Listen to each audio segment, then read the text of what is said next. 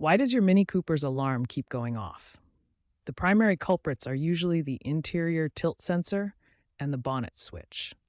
The interior tilt sensor detects movement inside the car or if the car is being tilted, triggering the alarm. The bonnet switch signals if the hood is opened without the key, also setting off the alarm. False alarms often stem from sensor malfunctions due to age, environmental factors like heat and humidity, loose wiring, or corrosion.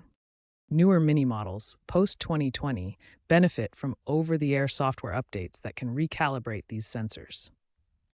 Start by visually inspecting the bonnet switch for corrosion or damage. If the issue persists, consider that the tilt sensor might be overly sensitive. Check for error codes using an OBD2 scanner. This can pinpoint which sensor is causing the false alarms to avoid unnecessary replacements. For the bonnet switch, clean any corrosion with electrical contact cleaner and apply dielectric grease to prevent future problems. Ensure the switch is properly aligned. For a faulty tilt sensor, consider replacing it, especially in older models. After addressing the cause, reset the alarm system. A common method is cycling the ignition, turning the key to the on position, then off multiple times. You can also try disconnecting the battery for a few minutes to reset the system, but be aware this might reset other electronic settings.